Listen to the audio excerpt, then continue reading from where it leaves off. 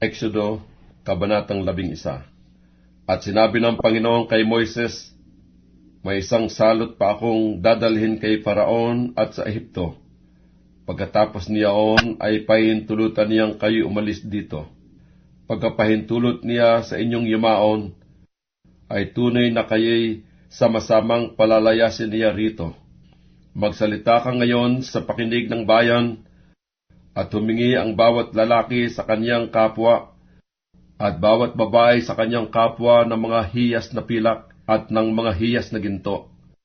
At pinagbiyayaan ng Panginoon ang bayan sa paningin ng mga Ehipsyo. Saka si Moses ay lalaking naging dakila sa lupain ng Ehipto, sa paningin ng mga lingkod ni Faraon at sa paningin ng bayan.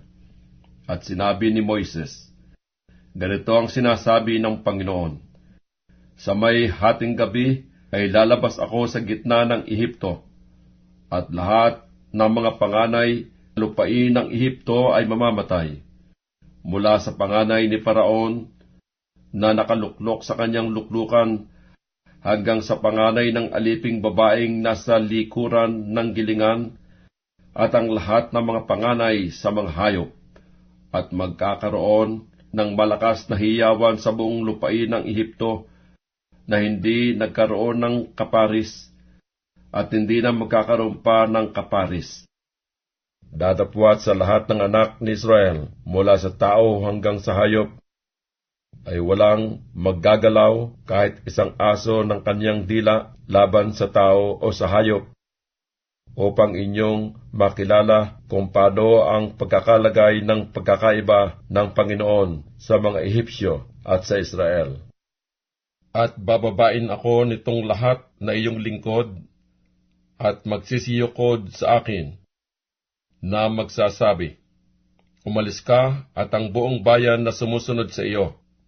At pagkatapos niyaon ay aalis ako, at siya'y umalis sa harap ni Faraon, na may maalab na galit. At sinabi ng Panginoon kay Moises, hindi kayo didinggin ni Faraon, upang ang aking mga kababalaghan ay dumami sa lupain ng Ehipto.